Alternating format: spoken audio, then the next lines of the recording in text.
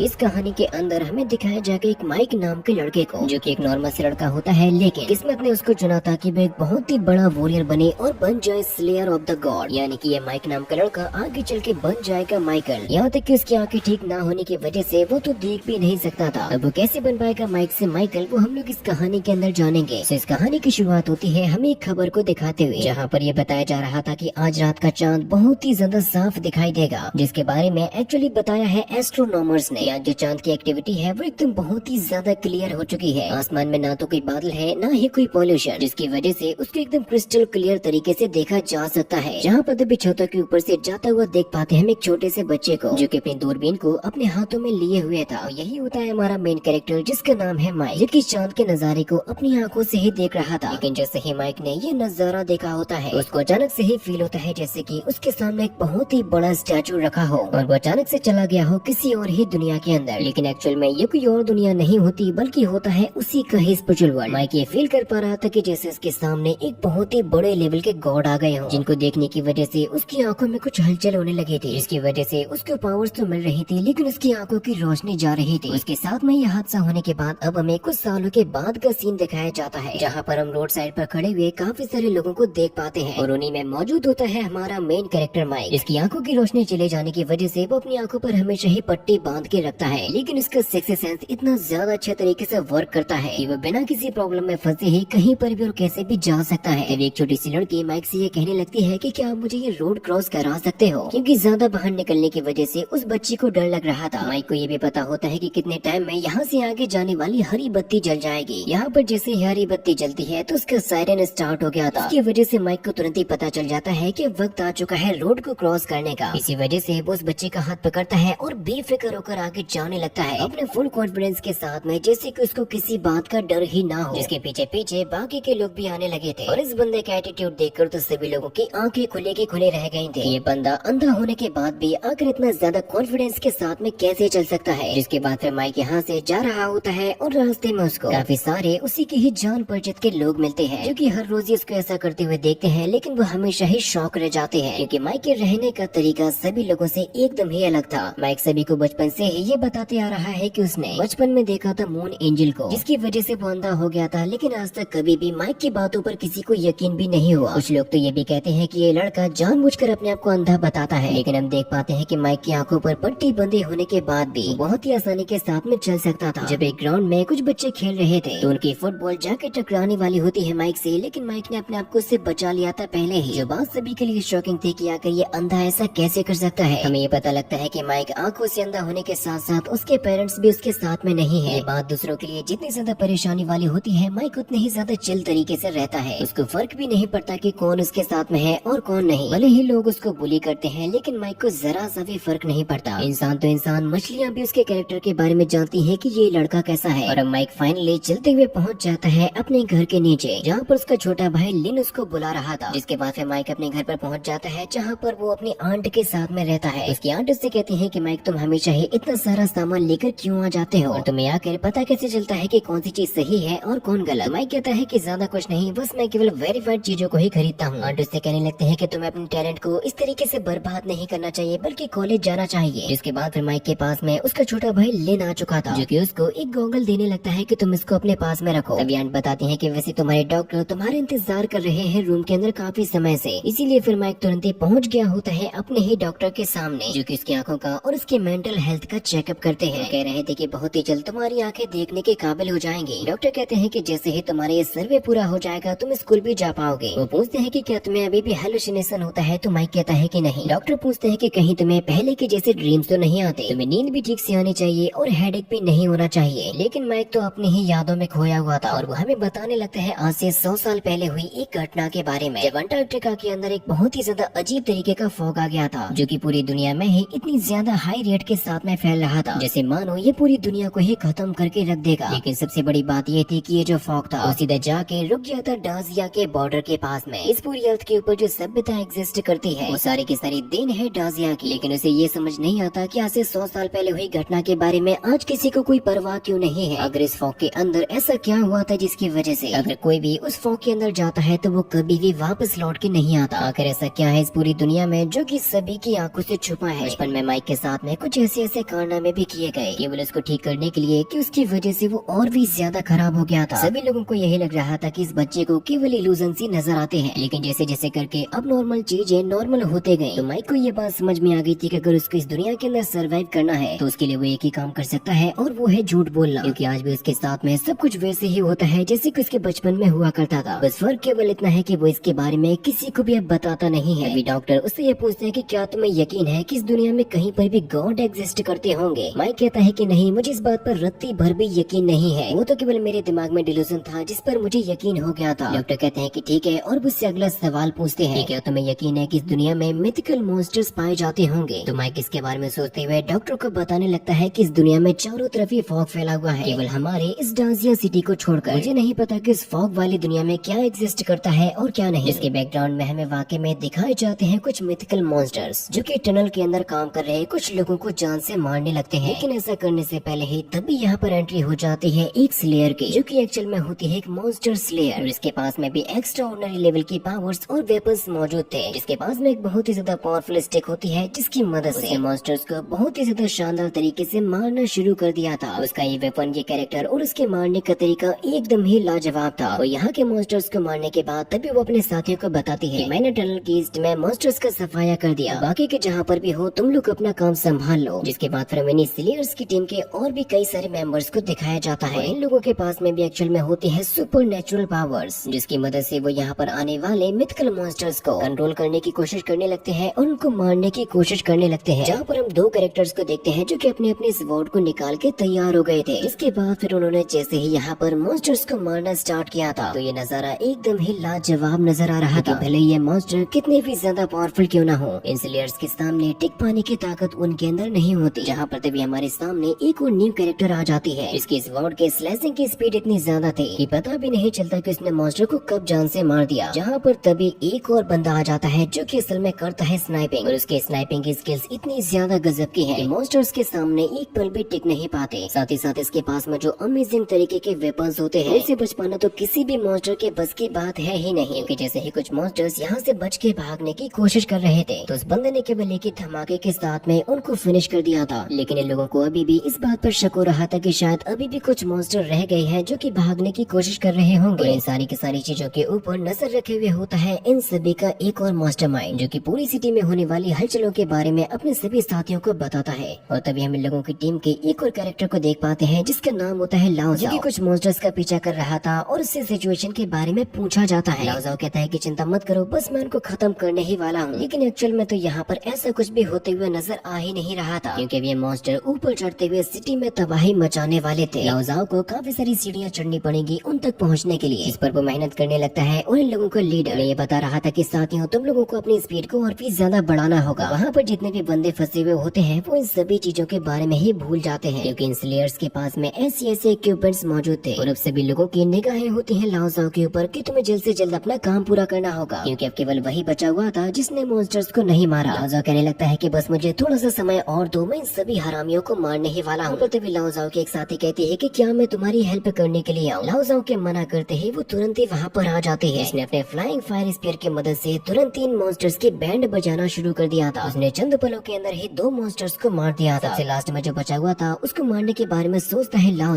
लेकिन वो बंदी एक्शन बाजी दिखाते हुए जाती है और उस मॉन्स्टर का काम तमाम ही कर देती है। लाओ नाराज होते हुए कहता है कि कम से कम कुछ तो बचने दिया करो मेरे लिए, या फिर मैं केवल नाम का ही स्लेयर हूँ जिसको कुछ भी स्ले करने को नहीं मिलता। जो डॉक्टर माइक का इलाज कर रहा था वो भी कोई नॉर्मल बंदा नहीं होता, उसके भी काफी सारे कनेक्शंस होते हैं, क्योंकि वजह से ही माइक का चेकअप करने के बाद यहाँ से चला जाता है। तो फिर इसके बाद माइक ने कर लिया होता है अपना डिनर। खाना खाते हुए आंट उससे पूछने लगते हैं कि माइक वैसे डॉक्टर ने तुमसे क्या कहा। माइक बताता है कि उन्होंने मुझसे कहा कि मेरी आंखें एकदम ही साफ है और मेरा हेड भी एकदम ठीक है। आंट कहती है कि फिर तुम अपनी स्कूल कब से जा पाओगे, लेकिन जब तुम स्कूल जाओगे तो मुझे इस बात का डर है कि कहीं वो लोग दोबारा से तुम्हें बुली ना करें। तो लिन कहने लगता है कि भाई मैं भी तुम्हारे साथ में कल स्कूल चलूंगा। माइक कहता है कि रहने दो, मुझ पर भरोसा करो, मुझे कुछ भी नहीं होगा, बल्कि अब तो वक्त आ चुका है मेरी एक नई जिंदगी की शुरुआत को करने का। डिनर करने के बाद अब माइक वापस से आ चुका होता है अपने ही रूम के अंदर और वो सोच रहा होता है कि आंट, डॉक्टर और लिन प्लीज मुझे माफ करना, क्योंकि मैंने आप सभी के सभी लोगों से झूठ बोला था, क्योंकि अभी भी माइक की आईसाइट एकदम ठीक नहीं हुई थी। उसे इन बातों के बारे में सोचते हुए पता नहीं कितना सारा समय निकल गया, लेकिन आज भी उसको वही डिल्यूजन्स आते हैं और उसको वही गॉडेस भी नजर आती है। माइक अपने उसी दर्द को याद करते हुए तड़प रहा था। माइक कहने लगता है कि मेरे पास में इस दुनिया के लिए बहुत ही सारे सवाल हैं, लेकिन आखिर उनका जवाब मुझे कौन देगा ये तो मुझे भी नहीं पता। सबसे पहला ये है कि उस एंजल ने माइक की आंखों को आकर क्यों जला दिया था। इसके 5 सालों के बाद उसके अंदर एक ऐसी एबिलिटी आ गई कि वो अपने आसपास रहने वाली सारी की सारी चीजों को डिटेक्ट कर सकता है। आंखें बंद होने के बाद भी वो अपने आसपास की चीजों को सेंस कर सकता है। उसे तो डॉक्टर ली के ऊपर भी शक होता है कि वो भी कोई नॉर्मल बंदा नहीं है, क्योंकि अगर वो कोई नॉर्मल डॉक्टर होता तो वो इस तरीके के सवाल ही नहीं पूछता जो कि मेडिकल से बिलोंग करते ही नहीं है। वो हमेशा ही मुझसे बहुत ही अजीब तरीके के सवालों को पूछता है। और इन सारी की सारी चीजों की शुरुआत हुई थी आज से 5 साल पहले एक सपने के साथ में। इसके बाद फिर हमें दिखाया जाता है माइक की उस ड्रीम को, जिसके अंदर वो अपने आप को इमेजिन कर पाता है एक ऐसे फॉग के अंदर जहाँ पर चारों तरफ ही बनी हुई है मिस्टीरियस बिल्डिंग्स और रहते हैं मिस्टीरियस क्रिएचर्स। वो कई बार अपनी आंखों के सामने मिस्टीरियस बिल्डिंग को देख चुका है, लेकिन आज तक कभी भी वो इस बात का पता नहीं लगा पाया कि असल में इसके अंदर है क्या। इसी वजह से इस बार माइक पहुंच गया होता है उसी दरवाजे के ही सामने, जिसको एक्चुअल में कहते हैं असाइलम ऑफ द गॉड्स। जिसके ऊपर माइक को शक होता है कि क्या वाकई में इसके अंदर उसको गॉड्स देखने को मिल भी सकते हैं, क्योंकि ऐसा होने के चांसेस वैसे ही है जैसे कि पानी के ऊपर चलना। लेकिन माइक ने इस बात को डिसाइड कर लिया था कि चाहे कुछ भी हो जाए वो इस दरवाजे को खोल के ही रहेगा। लेकिन दरवाजे को टच करते हैं यहाँ पर चारों तरफ ही हलचल होने लगी थी। माइक कह रहा था कि इन बीते हुए 5 सालों में मैं आज तक कभी भी इतने करीब नहीं आ पाया। 5 सालों में मैंने कभी भी दरवाजे पर अपना हाथ नहीं लगाया। 5 सालों में मैंने कभी भी जवाब जानने की कोशिश नहीं की,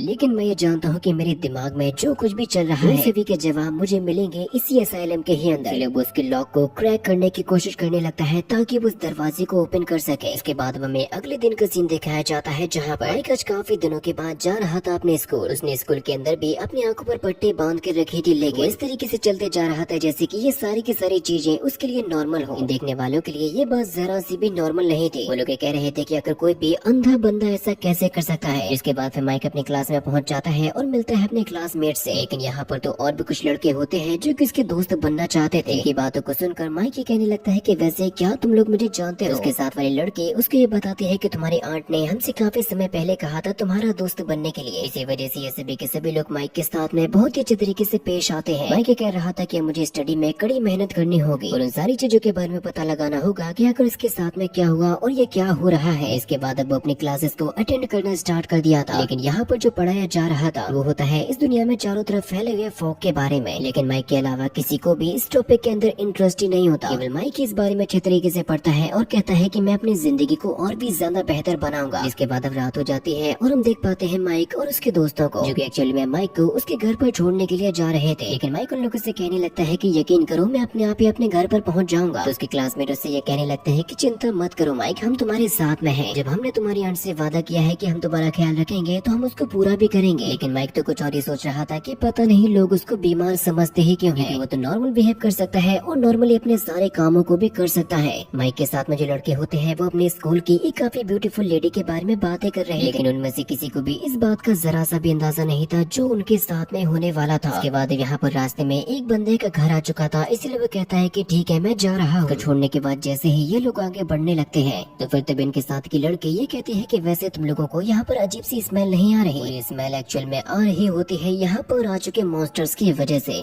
जिस स्मेल की वजह से इन सभी को उल्टियाँ तक होने लगी। इसके बाद अब इन लोगों के सामने पलक झपकते ही आने लगते हैं मॉन्स्टर। नजारा देखकर इन सभी लोगों के पैरों तले से जमीन खिसक गई थी, क्योंकि ये मॉन्स्टर देखने में इतने ज्यादा खतरनाक और डेडली नजर आ रहे थे कि इनको देखकर कोई भी अपनी पैंट को गीली कर सकता है। इसके बारे में तुरंत एक खबर दे दी जाती है लाओ जाओ को। हाल ही में सिटी की गलियों में कुछ मॉन्स्टर्स के बारे में पता चला है, जहाँ पर कुछ लोगों की जान भी खतरे में है। इसी वजह से जल्दी से उन्हें बचाने के लिए जाओ। बात के बारे में पता चलते ही लाओ जाओ तुरंत ही निकल जाता है उसी रास्ते पर। लाओ जाओ से ये कहा जाता है कि जितना जल्दी हो सके तुम्हें लोकेशन पर पहुंचना होगा। इसके बाद अब हमें दिखाया जाता है उस लड़के को जो कि माइक से अलविदा लेकर अपने घर पर जा रहा था, लेकिन वो तो बहुत ही तेजी के साथ में भागते हुए आता है और अपने दोस्तों को धक्का देकर ही आगे चला जाता है। एक्चुअल में यहाँ पर आ चुका होता है एक मॉन्स्टर, जिसको रोकने के लिए तभी सामने आ जाता है माइक।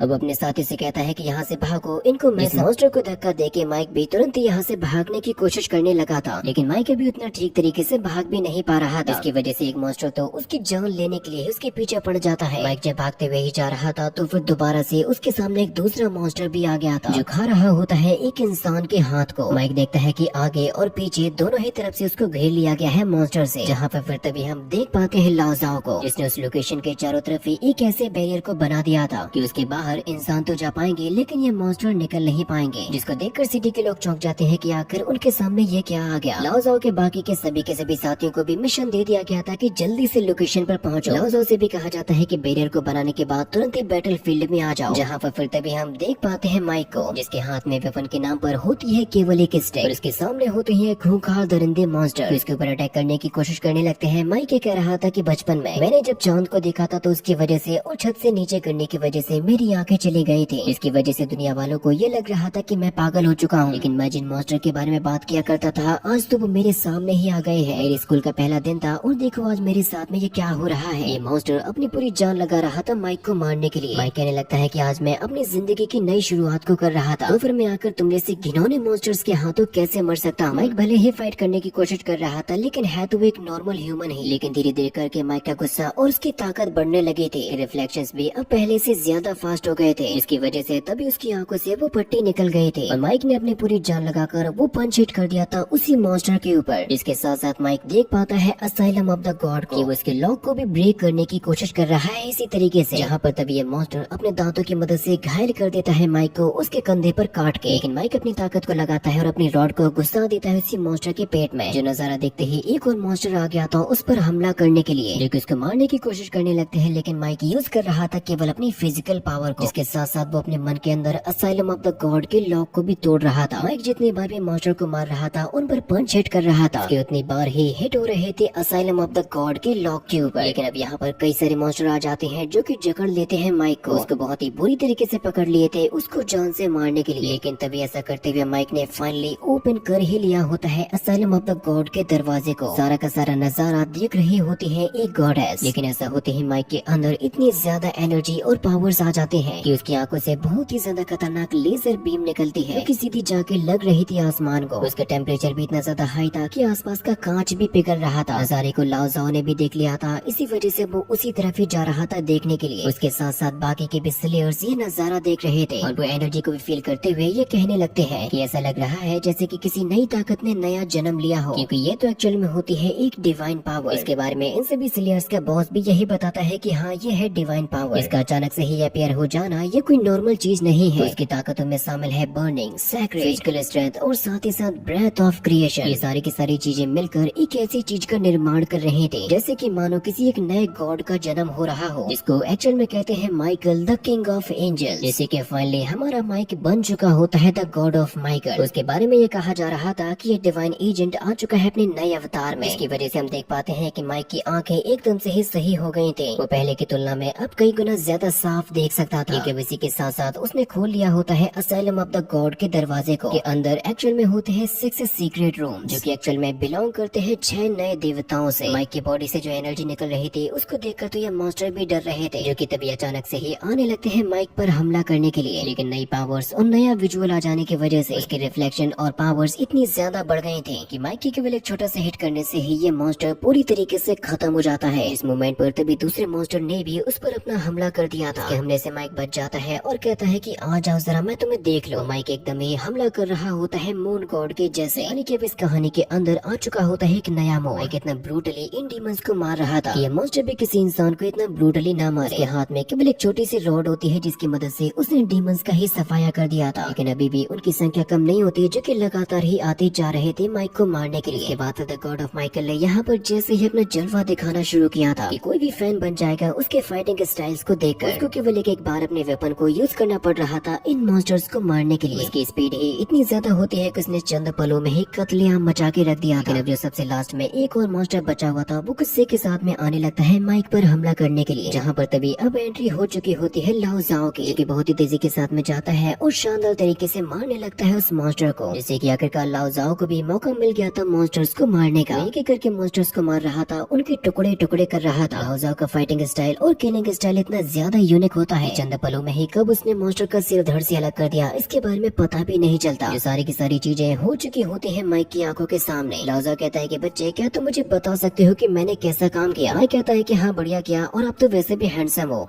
जिससे कि लाओ जाओ ये कहने लगता है कि लड़के क्या तुम भी मेरे जैसे बनना चाहते हो? माइक ने सीधा उसके मुंह पे मना कर दिया था कि नहीं मैं ऐसा कुछ भी नहीं चाहता, और बड़े ही स्टाइल के साथ में वापस से जाने लगा था। अगर आप लोग इसके नेक्स्ट एपिसोड को देखना चाहते हो तो जल्द से जल्द इस वीडियो के ऊपर 300 कमेंट्स को कर दो।